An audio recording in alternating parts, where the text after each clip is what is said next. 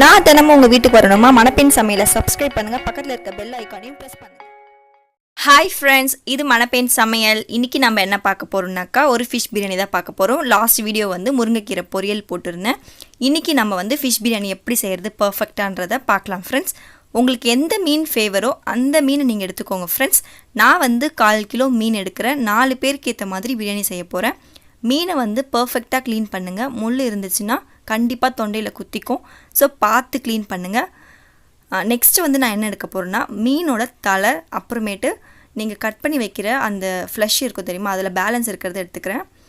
அடுத்து வந்து spices plus 2 பச்சை மிளகாய் எடுத்துக்கிறேன் பிரியாணிக்கு. இதில் இன்னொரு முக்கியமான டிப் வந்து 4 பேருக்கு செய்கிறதுனால நான் வந்து ஒரு 50 கிராம் வரைக்கும் இஞ்சி பூண்டு பேஸ்ட், நீங்கள் அதிகமாகவே எடுத்துக்கோங்க, 50 கிராம் நான் சொல்லியிருக்கேன். நெக்ஸ்ட்டு வந்து 4 ஸ்பூன் வந்து நெய், அப்புறம் தேவையான அளவு வந்து எண்ணெய். இதில் லெமன் ஜூஸ் அப்படி இல்லைனா வினிகர் எடுத்துக்கலாம். நான் 1 மூடி அளவு வினிகர் எடுத்துக்கிறேன். நல்ல 3 பழமான தக்காளியாக பார்த்து எடுத்துக்கோங்க ஃப்ரெண்ட்ஸ். நல்லா நீட்டாக கட் பண்ணிக்கோங்க. 4 வெங்காயம் நல்லா நீட்டு வாக்கில் கட் பண்ணிக்கோங்க. 1 கைப்பிடி அளவு புதினா ப்ளஸ் கொத்தமல்லி எடுத்துக்கோங்க. இது ரொம்ப ரொம்ப முக்கியமானது பிரியாணிக்கு. நெக்ஸ்ட் வந்து 1/2 hour வந்து நல்லா அரிசியை ஊற வச்சுக்கோங்க. நான் 2 கிளாஸ் எடுத்துருக்கேன். 1 கிராம் புளிப்பில்லாத தயிர் எடுத்துக்கோங்க ஃப்ரெண்ட்ஸ். 2 ஸ்பூன் தனியாக எடுத்துக்கோங்க. சிட்டிகை மஞ்சள். இது நானே ரெடி பண்ண பிரியாணி மசாலா, அடுத்த வீடியோ கண்டிப்பாக போடுறேன். இது 1.5 ஸ்பூன் தேவைப்படும்.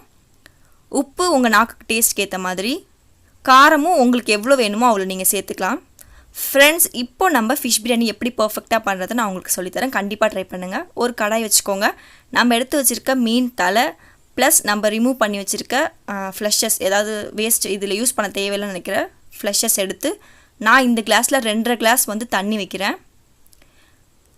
1/2 கிளாஸ் எதுக்கு எக்ஸ்ட்ரா வைக்கிறேனாக்கா, அந்த 1/2 கிளாஸ் வந்து இந்த தண்ணி வந்து சுண்டும், அதுக்காக அதில் 1/2 கிளாஸ் போயிடும். நான் இந்த மீனை கொதிக்க வச்சு 2 கிளாஸ் எடுத்துகிட்டு அதை பிரியாணியில் சேர்க்க போகிறேன். ஸோ அப்போ தான் நமக்கு பர்ஃபெக்ட் ஃபிஷ் பிரியாணி நமக்கு கிடைக்கும் ஃப்ரெண்ட்ஸ். இந்த தண்ணியை தான் நம்ம யூஸ் பண்ணணும் கண்டிப்பாக பிரியாணிக்கு. அதை ஃபஸ்ட்டு நோட்டாக நீங்கள் எடுத்துக்கோங்க ஃப்ரெண்ட்ஸ். இப்போது இதுக்கு தேவையான மசாலாஸ் போட்டுக்கலாம். ஃபஸ்ட்டு நான் வந்து காரத்துக்கு சில்லி பவுடர் போட்டுக்கிறேன்.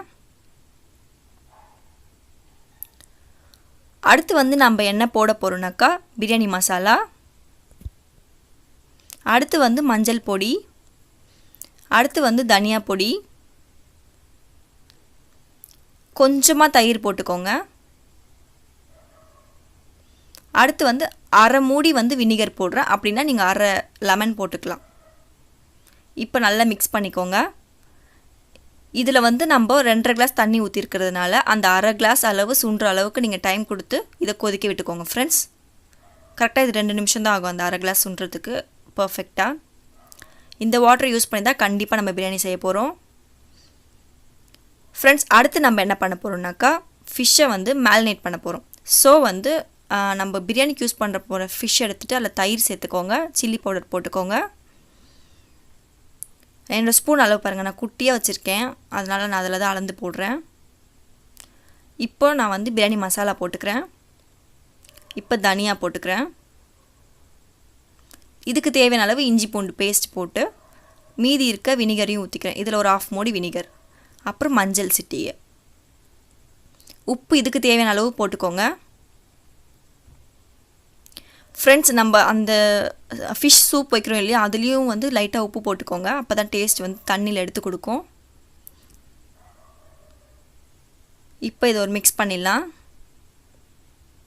இப்போ அடுத்து நம்ம மேரினேட்டுக்கு ரெடி பண்ணி வச்சுருக்கிறதையும் நல்லா மிக்ஸ் பண்ணிவிட்டு இதை கண்டிப்பாக 20 நிமிஷம் நீங்கள் ஊற வைக்கணும். அப்போ தான் வந்து மீனில் வந்து கண்டிப்பாக டேஸ்ட் நிற்கும். கண்டிப்பாக இதுக்கு 20 நிமிஷம் டைம் கொடுத்துருங்க ஃப்ரெண்ட்ஸ். நெக்ஸ்ட்டு வந்து நம்ம என்ன பண்ண போகிறோம்னா குக்கர் வச்சுட்டு தேவையான அளவு வந்து எண்ணெய் ஊற்றிக்கோங்க. எண்ணெய் வந்து காயும் போதே நீங்கள் என்ன போட்டுருணுன்னா நெய் ஊற்றிடலாம். நான் 4 ஸ்பூன் அளவுக்கு நெய் ஊற்றிக்கிறேன். நெய் வந்து எண்ணெயோட மர்ஜ் ஆனோடனே ஸ்பைசஸ் எடுத்து போட்டுக்கலாம். ப்ளஸ் சில்லியும் எடுத்து போட்டுக்கோங்க. பச்சை மிளகாயும் போட்டுட்டு நல்லா ஹீட் ஆன பிறகு நம்ம அடுத்து என்ன பண்ண போகிறோம்னா நீட்டு வாக்கில் கட் பண்ணி வச்சுருக்க பிரியாணிக்கான வெங்காயத்தை எடுத்து போட்டுக்கோங்க. போட்டுட்டு பிரியாணிக்கு எந்த பக்குவத்தில் நீங்கள் இதை வறுக்கணுமோ அந்த அளவுக்கு நீங்கள் இதை வந்து நல்லா பொன்னிறமாக நல்லா ஃப்ரை பண்ணணும். மூடி போடக்கூடாது இதுக்கு. ஃப்ரெண்ட்ஸ் அதுக்குள்ளே பாருங்கள் நம்மளோட சூப் வந்து ரெடி ஆகிடுச்சு. பாருங்கள் இந்த தண்ணியை தான் நம்ம பிரியாணியில் ஆட் பண்ண போகிறோம். கொதிக்க ஆரம்பிச்சிச்சு. இப்போ நான் ஆஃப் பண்ணிடுறேன். பாருங்கள், அரை கிளாஸ் அளவு சுண்டி இருக்குது. சைடில் தெரியுதா, கோடு இறங்கியிருக்கு பாருங்கள். இப்போ ஆஃப் பண்ணிட்டேன். இப்போ இங்கே வெங்காயமும் நமக்கு நல்லா வதங்கிடுச்சு. இந்த டைமில் இஞ்சி பூண்டு பேஸ்ட்டு சேர்த்துடலாம். நம்ம பிரியாணியில் வந்து இஞ்சி பூண்டு பேஸ்ட்டு நீங்கள் எவ்வளோ சேர்க்குறீங்களோ அவ்வளோக்கு அவ்வளோ உங்களுக்கு பிரியாணி டேஸ்ட் கிடைக்கும். ப்ளஸ் நம்மளோட பிரியாணி மசாலா ஒரு டிப்பு. நெக்ஸ்ட்டு வந்து ஃபிஷ் பிரியாணிக்கு ரொம்ப ரொம்ப இம்பார்ட்டண்ட் அந்த ஃபிஷ்ஷோட சூப்பு. இது ரொம்ப ரொம்ப முக்கியம். அப்போ தான் உங்களுக்கு வந்து ஃபிஷ் பிரியாணியோட ஃபீலே வரும் ஃப்ரெண்ட்ஸ். நெக்ஸ்ட் நான் வந்து என்ன போடுறேன்னா தக்காளி எடுத்து போட்டுக்கிறேன். தக்காளி போட்டுட்டு ஒரு மிக்ஸ் கொடுத்துக்கிறேன். இஞ்சி பூண்டு பேஸ்ட்டோட நல்லா மிக்ஸ் கொடுத்துக்கோங்க. இந்த டயத்தில் நான் வந்து என்ன போட போகிறேன்னாக்கா இதுக்கு தேவையான அளவு உப்பு போட்டுக்கலாம். அப்போ தான் ஈஸியாக வதங்கும் இல்லையா, அதுக்காக நம்ம வந்து இப்போ இந்த டைமில் உப்பு போடுறோம். ஃப்ரெண்ட்ஸ், இப்போ நம்ம என்ன பண்ண போகிறோம்னாக்கா நம்மளோட சூப்பில் இருக்க தலை அப்புறம் பேலன்ஸ் இருக்கிறது எல்லாத்தையுமே ரிமூவ் பண்ண போகிறோம். ரிமூவ் பண்ணும்போது கண்டிப்பாக நீங்கள் வடிகட்டி யூஸ் பண்ணுங்கள். இல்லை ஏன்னா முள் வந்து தண்ணியில் வரவே கூடாது. ஸோ கரெக்டாக பர்ஃபெக்டாக வந்து ரிமூவ் பண்ணுங்கள். வடிகட்டி இல்லைனா ஒயிட் கிளாத் வச்சு நீங்கள் வடிகட்டிடலாம். ஃப்ரெண்ட்ஸ், நான் பாருங்கள் வெறும் தண்ணியை மட்டும் ஃபில்டர் பண்ணி இதில் யூஸ் பண்ண போகிறேன் பிரியாணியில். ஸோ அதை மட்டும் ஃபில்டர் பண்ணி நான் எடுத்துட்டேன். இந்த தண்ணியை நான் கண்டிப்பாக யூஸ் பண்ண போகிறேன். இதில் வந்து கண்டிப்பாக 2 கிளாஸ் தண்ணி இருக்குது. இப்போ வந்து நமக்கு பிரியாணிக்கு அளவு என்னென்னா 1 கிளாஸ் நீங்கள் அரிசி வைக்கிறீங்கன்னா 1.5 கிளாஸ் கண்டிப்பாக தண்ணி வைக்கணும். ஸோ நான் 2 கிளாஸ் அரிசி எடுத்திருக்கேன். 3 கிளாஸ் தண்ணி வைக்க போகிறோம். அதில் 2 கிளாஸ் வந்து நான் மீன் தண்ணி தான் வைக்க போகிறேன். ஃப்ரெண்ட்ஸ், நம்மளோட மசாலா வந்து நல்லா மிக்ஸ் ஆகிடுச்சு. இந்த டயத்தில் நம்ம புதினா போட்டுக்கலாம். புதினாவை நல்லா எண்ணெயில் வந்து சுருங்குற அளவுக்கு வதக்கினா போதும். ரொம்ப நேரம்லாம் தேவையில்லை. இதை நல்லா சுருங்க வைங்க எண்ணெயில். ஒரு 2 மிக்ஸ் பண்ணிங்கனாலே சுருங்கிடும். இந்த டயத்தில் வந்து நான் தயிர் போட்டுக்கிறேன். இதெல்லாம் பேலன்ஸ் இருக்க தயிர் தான். நான் சொன்ன அளவில் மீதி மீறும் தெரியுமா, மேல்நேட் சூப்புலாம் போக மீந்து இருக்க தயிர் நான் போட்டிருக்கேன். அதே மாதிரி எல்லாத்துலேயும் போட்டு பேலன்ஸ் இருக்க மசாலாஸை இதில் போட்டுருங்க. உங்கள் காரத்துக்கு ஏற்ற மாதிரி சில்லி பவுடர், பிரியாணி மசாலா எல்லாத்தையும் போட்டு ஒன்றுத்தையும் போட்டு மிக்ஸ் கொடுத்திங்கன்னா கரெக்டாக மிக்ஸ் ஆகும், சீராக மிக்ஸ் ஆகும். அதுக்காக தான் நான் மிக்ஸ் பண்ணுறேன். ஒன்றுத்தையும் போட்டுட்டு அடிக்கடி மிக்ஸ் பண்ணுறதுக்கு காரணம் என்னென்னா சீராக மிக்ஸ் ஆகணுன்றதுக்காக தான். அடுத்து நான் பாருங்கள் தனியாத்தூள் போடுறேன். அடுத்து பாருங்கள் சில்லி பவுடர் போடுறேன். போட்டுட்டு மிக்ஸ் கொடுக்குறேன். இப்போது நமக்கு பிரியாணிக்கு தேவையான மசாலா ரெடி ஆயிடுச்சு.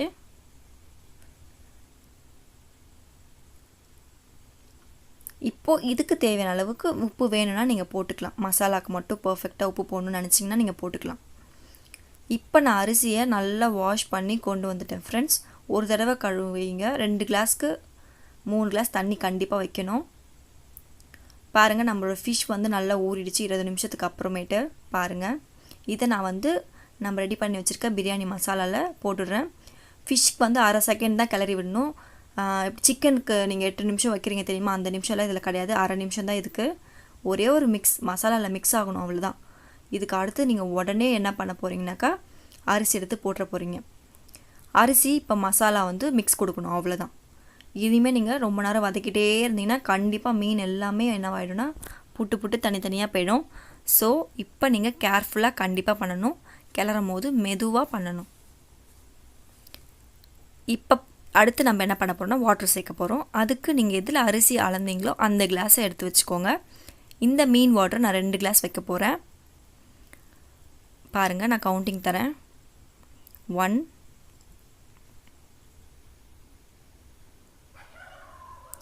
2 அவ்வளோதான். இதுக்கப்புறம் எனக்கு அதில் மீறலை, நான் கரெக்டாக கொண்டு வந்துட்டேன். இப்போது ஒரு கிளாஸ் வந்து ஃப்ரெஷ் வாட்டர் வைங்க ஃப்ரெண்ட்ஸ். இதுக்கு மேலே எக்ஸ்ட்ரா ஒரு சொட்டு கூட நீங்கள் தண்ணி ஊற்றக்கூடாது. ஊற்றுனீங்கன்னா உங்கள் பிரியாணியோட அரிசி வந்து குழஞ்சிரும். பர்ஃபெக்டாக வைங்க. 2 கிளாஸ் அரிசிக்கு 3 கிளாஸ் தண்ணி, அதாவது 1 கிளாஸ் அரிசிக்கு 1.5 கிளாஸ் தண்ணி. இதுதான் பதம். குக்கரில் செஞ்சாலும் சரி, தம் வைக்கிறதுனாலும். இந்த டைமில் புதினா கொத்தமல்லி போட்டுக்கலாம். ஃப்ரெண்ட்ஸ், நான் சொல்கிற மாதிரி இப்போ வந்து ப்ரெஷர் வைங்க. கண்டிப்பாக உங்கள் சாதம் வந்து பலன்னு கிடைக்கும். ஃபஸ்ட்டு வந்து குக்கரை மூடிடலாம். இப்போ வந்து மீடியமான ஃப்ளேம் வச்சுருங்க.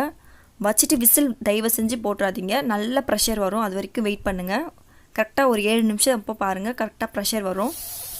நல்ல ப்ரெஷர் வருது ஃப்ரெண்ட்ஸ். இப்போது இந்த டயத்தில் நம்ம கேஸை ஃபுல் அண்ட் ஃபுல் சிம்மில் வைங்க. எவ்வளோ சிம்மில் வைக்க முடியுமோ அவ்வளோ சிம்மில் வைங்க. வச்சுட்டு நம்ம வெயிட் போட்டுடலாம். இப்போ ஒரு விசில் கூட வரக்கூடாது. விசில் வந்துச்சுன்னா நீங்கள் பண்ண ப்ராசஸ் மொத்தமும் தப்பு. ஒரு விசில் கூட வர ஆஃப் பண்ணிவிட்டு கரெக்டாக 10 நிமிஷம் வைங்க விசில் போட்ட பிறகு. ஆனால் விசில் வரக்கூடாது. இப்போ நான் ஓப்பன் பண்ணுறேன். பாருங்கள், நம்ம பிரியாணி பர்ஃபெக்டாக நமக்கு கிடச்சிருக்கு. அரிசி எங்கேயுமே உடையில குழையில பர்ஃபெக்டாக வந்திருக்கு பாருங்கள். எவ்வளோ பர்ஃபெக்டாக வந்திருக்கு பாருங்கள். ஃபிஷ் பாருங்கள் சைடில் இருக்குது. அப்படியே பர்ஃபெக்டாக ஃபிஷ் பிரியாணினா இதுதான் ஃபிஷ் பிரியாணி. செம்மையாக இருக்குது. பார்க்கும் போதே அப்படியே சாப்பிட்ணுன்னு தோணுது பாருங்கள். அரிசி உடையவே இல்லை. இப்போ கிளறும் போது பார்த்து கிளறணும். அப்போ தான் மசாலா மிக்ஸ் ஆகும் இல்லையா, அதுக்காக கிளறி தான் ஆகணும். ஃபஸ்ட்டு சைடு ஃபுல்லாக நான் பண்ணுற மாதிரியே பண்ணிக்கோங்க. ஃபஸ்ட்டு லூஸ் கொடுத்துடணும் அரிசி. அதுக்காக தான் சைடில் நம்ம ஹோல் மாதிரி போடுறோம். அடுத்து நீங்கள் என்ன பண்ணுங்கன்னா, ஜல்லிக்கரண்டி இல்லைன்னா தோசை திருப்பி வச்சு நல்லா பலன்னு மெதுவாக கிளறுங்க. ஏன்னா சாப்பாடு சூடாக இருக்கு இல்லையா, கண்டிப்பாக அரிசி உடையும்.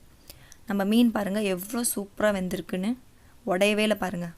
பொடி பொடியாக போடவே போகக்கூடாது. நம்ம எப்படி செஞ்சோமோ அதே மாதிரியே கிடைக்கணும். அதான் பர்ஃபெக்டே. ஃப்ரெண்ட்ஸ், இப்போ நம்மளோட ஃபிஷ் பிரியாணி ரெடி ஆகிடுச்சு ஃப்ரெண்ட்ஸ். கண்டிப்பாக வீட்டில் ட்ரை பண்ணுங்கள் ஃப்ரெண்ட்ஸ். நெக்ஸ்ட் வீடியோ நான் கண்டிப்பாக அடுத்து யூஸ்ஃபுல்லான ஒரு வீடியோவாக போடுவேன். நம்ம வீடியோ உங்களுக்கு பிடிச்சிருந்தா கண்டிப்பாக வீட்டில் ட்ரை பண்ணி பாருங்கள். சப்ஸ்கிரைப் பண்ணாதவங்க சப்ஸ்கிரைப் பண்ணுங்கள். கமெண்ட் கொடுக்கணும்னு நினைக்கிறவங்க கமெண்ட் கொடுங்க. லைக் பண்ணுங்கள், ஷேர் பண்ணுங்கள். உடம்ப பார்த்துக்கோங்க ஃப்ரெண்ட்ஸ். Bye friends.